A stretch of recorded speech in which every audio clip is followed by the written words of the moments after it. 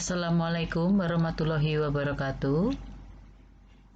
Bapak Ibu peserta pelatihan kepemimpinan nasional tingkat 2 yang saya hormati, kita masuk pada video tentang konsep organisasi pembelajar. Ini adalah inti dari materi organisasi pembelajar, yang mana kita akan membahas beberapa hal, yaitu sebagaimana tercantum pada slide berikutnya. Jadi pada saat ini saya akan menyampaikan topik berupa konsep organisasi pembelajar, 5 pondasi dan dimensi dalam organisasi pembelajar, manfaat dan learning disabilities yang terdapat pada organisasi pembelajar. Kita mulai dengan pertanyaan, mengapa organisasi perlu belajar? Tentunya dalam kehidupan kita sehari-hari, kita sudah seringkali melakukan bagaimana kita secara berkelompok melakukan pembelajaran melalui diskusi, melalui tukar pendapat, dan juga tukar pengalaman. Bapak, saya hanya mengingatkan kembali bahwa dua perusahaan ini adalah perusahaan besar pada saat itu dan sempat berdiri sejak tahun 1917 bahkan. Dan yang sebelah kiri adalah Sariwangi, yang sebelah kanan sebagaimana kita bahas dalam slide berikutnya. Ternyata kedua perusahaan ini pailit karena ternyata mereka hanya berhasil membangun merek namun gagal mempertahankan keberlangsungan produktivitas perusahaan. Nah, ini yang menjadi poin untuk kita perhatikan bersama. Bapak Ibu yang saya hormati, berikutnya saya juga ingin menunjukkan kepada Bapak dan Ibu sekalian kenapa suatu perusahaan bisa bertahan hidup sampai ratusan tahun, sedangkan sebetulnya ekspektasi hidup perusahaan-perusahaan di Eropa itu hanya sekitar 12,5 tahun saja. Ini menurut De Geus tahun 1997. Kemudian Bapak dan Ibu sekalian, ternyata ada perusahaan yang sampai 800 tahun, yaitu Stora, suatu perusahaan Swedia. Kemudian Sumitomo, perusahaan Jepang, ini bisa bertahan sekitar 400 tahun. DuPont, perusahaan Amerika, kira-kira 195 tahun. Kemudian Pilkington, perusahaan Inggris, kira-kira berumur 171 tahun. Nah, mengapa mereka bisa bertahan sampai hitungan ratusan tahun? Karena ternyata mereka adalah organisasi pembelajar. Nah, ini yang perlu kita simak bersama.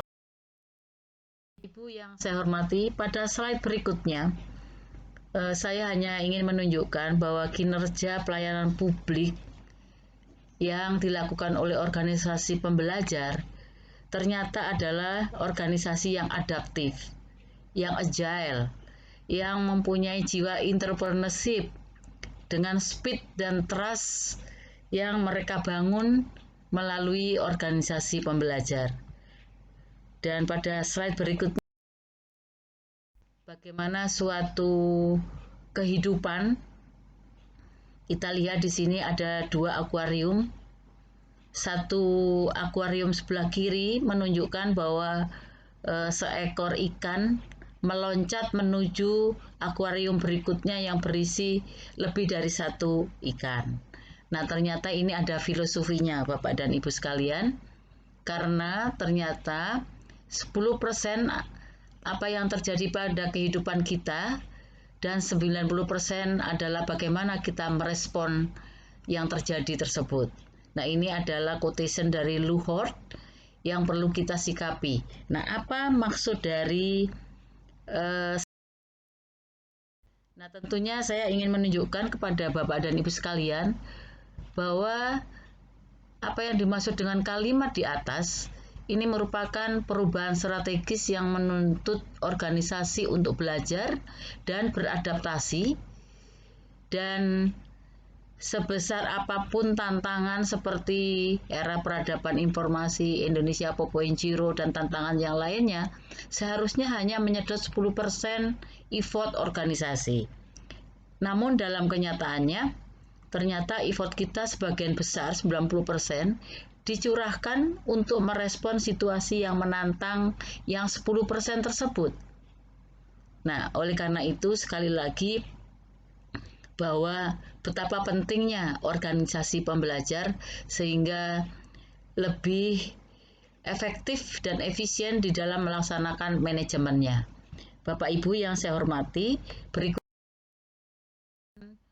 bagaimana dan apa yang perlu kita pelajari.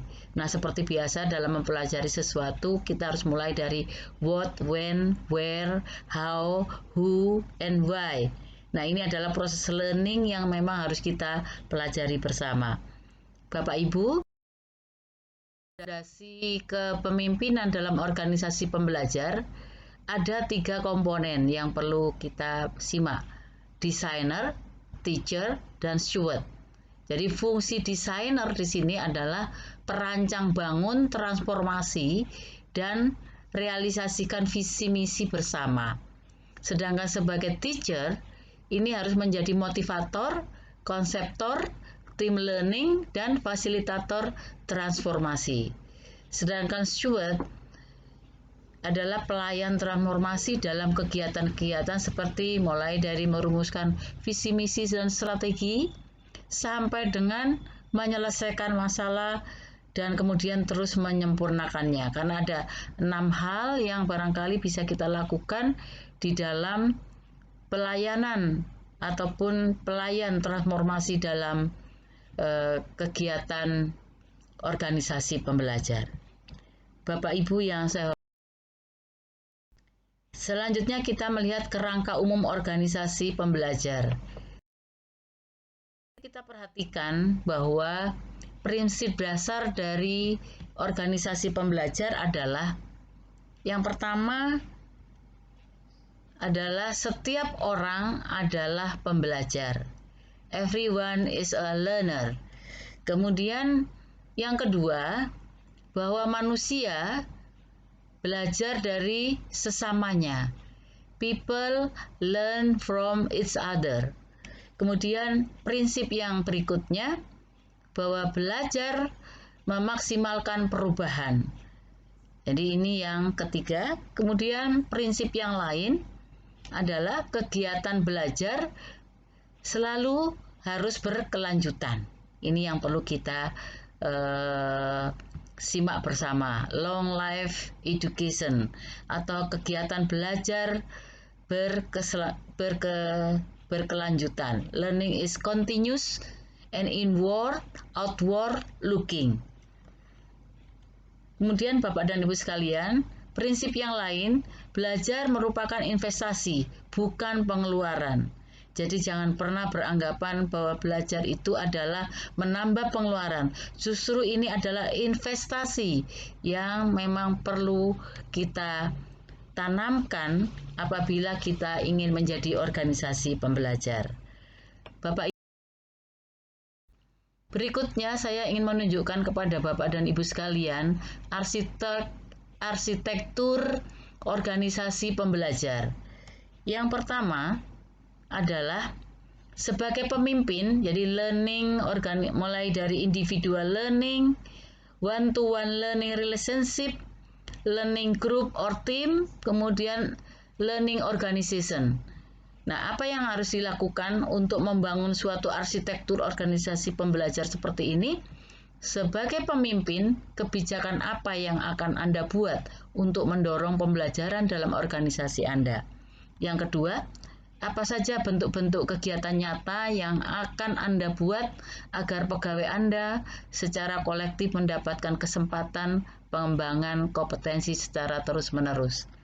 Kemudian yang ketiga, nilai-nilai atau prinsip-prinsip apa yang akan Anda budayakan agar pegawai merasa leluasa, berani, dan percaya diri untuk melakukan sesuatu yang baru dan berbeda. Yang keempat, hambatan dan tantangan yang diantisipasi dalam membangun learning organization dan bagaimana mengatasinya. 4 hal inilah yang perlu Bapak Ibu perhatikan ketika kita akan membangun suatu organisasi pembelajar.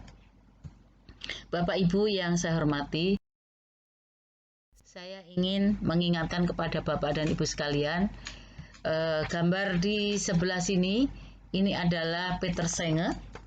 Pada tahun 1990, beliau mencetuskan The Fifth Discipline, disiplin organisasi pembelajar. Yang pertama, mari kita lihat ada 5 pondasi yang akan dilakukan oleh suatu organisasi pembelajar. Mulai dari personal mastery, mental model, share vision, team learning, dan system thinking. Kemudian Bapak dan Ibu sekalian, berikutnya saya akan lebih mendalami tentang yang pertama adalah personal mastery. Ini merupakan refleksi dan inquiry, yang artinya apa? Bahwa proses refleksi dan inquiry pribadi yang secara berkelanjutan akan menghadirkan realitas kerja secara lebih jelas dan mampu membangun kapasitas personal dan kapasitas organisasi. Jadi ini merupakan landasan yang perlu kita bangun ketika kita akan membangun sebuah organisasi pembelajar. Pada slide berikut, personal mastery ini sesungguhnya merupakan refleksi dari realitas masa kini dan apa yang akan terjadi di masa yang akan datang, sehingga dibutuhkan suatu creative tension.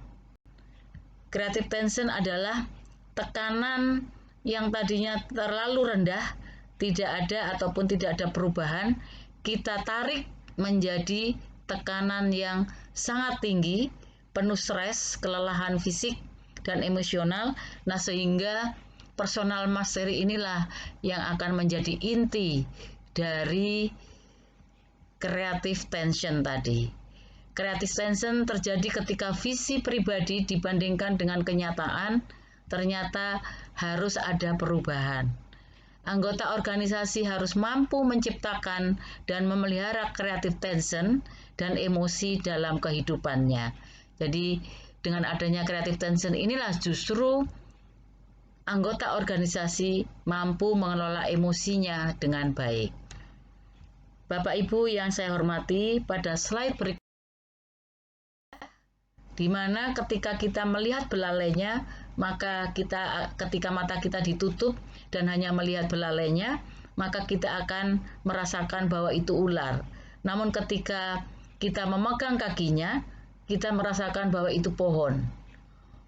Ketika kita memegang telinganya, akan berbeda lagi. Ketika kita memegang gadingnya, kita merasakan bahwa itu tombak.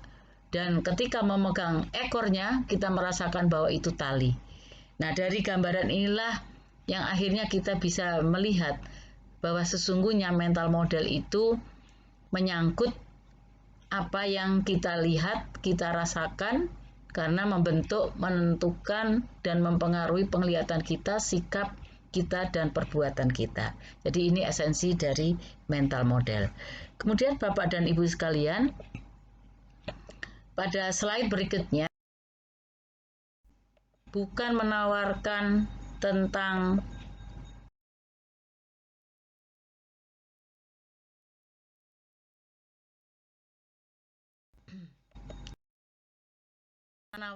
dan mempertahankan pendapat,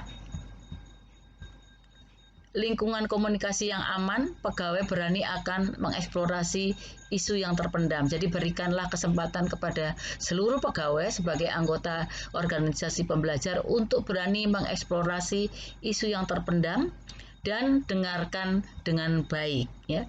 Deep listening. Jadi ini yang diperlukan, 3 hal dalam melakukan dialog.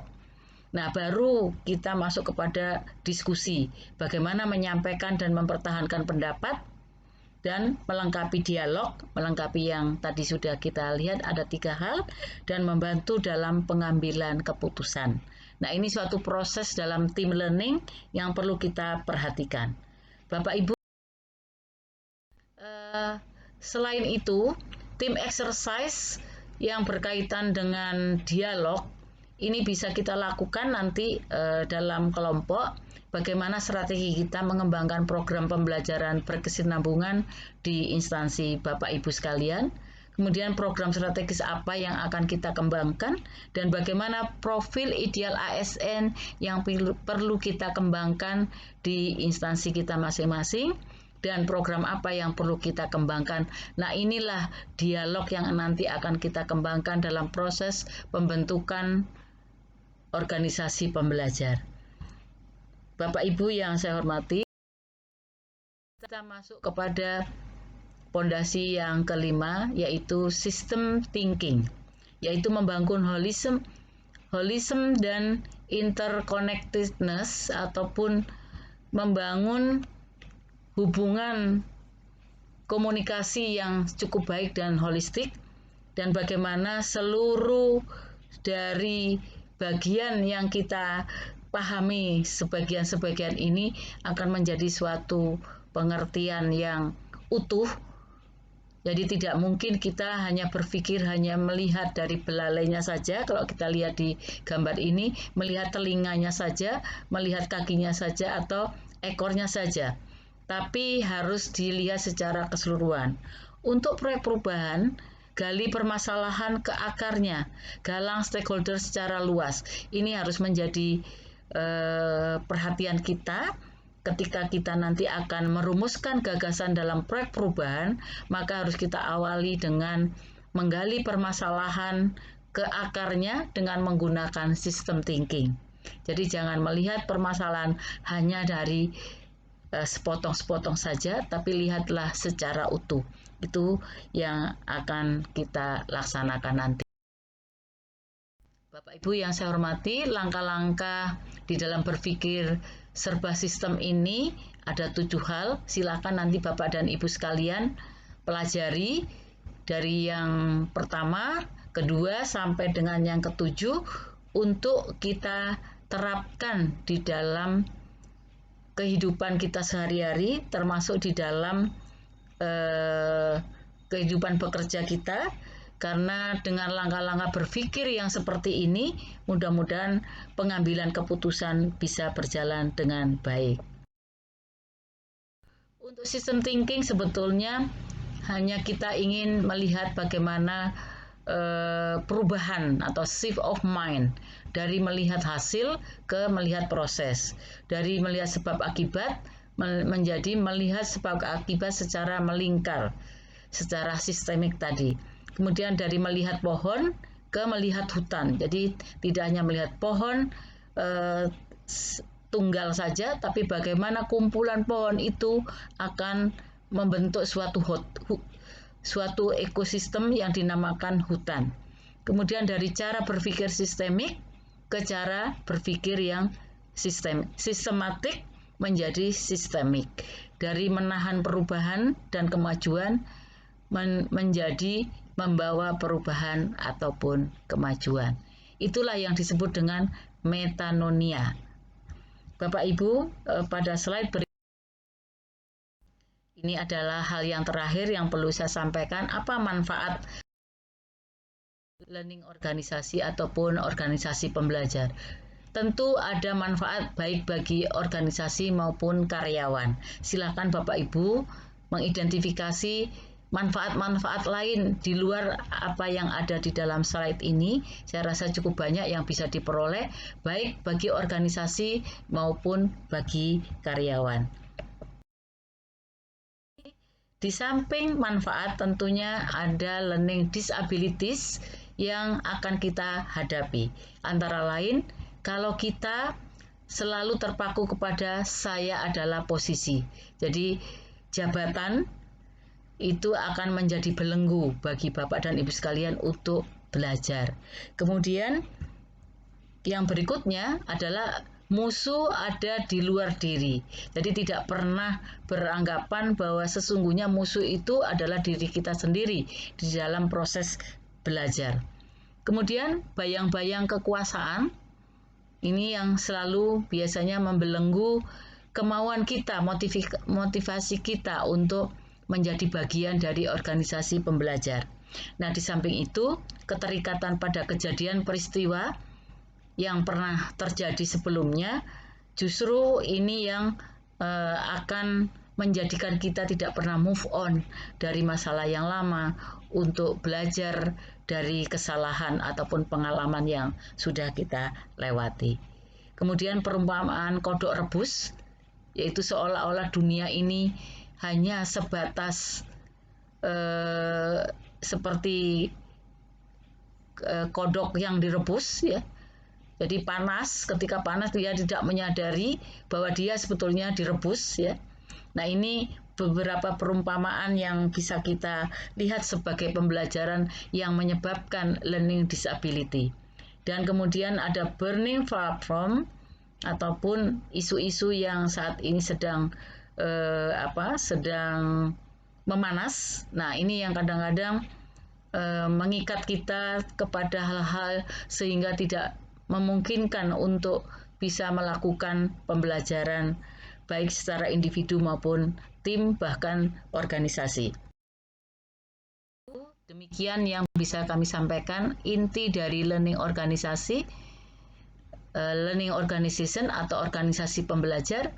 Mudah-mudahan sedikit apa yang kami sampaikan tadi akan bermanfaat bagi Bapak dan Ibu sekalian.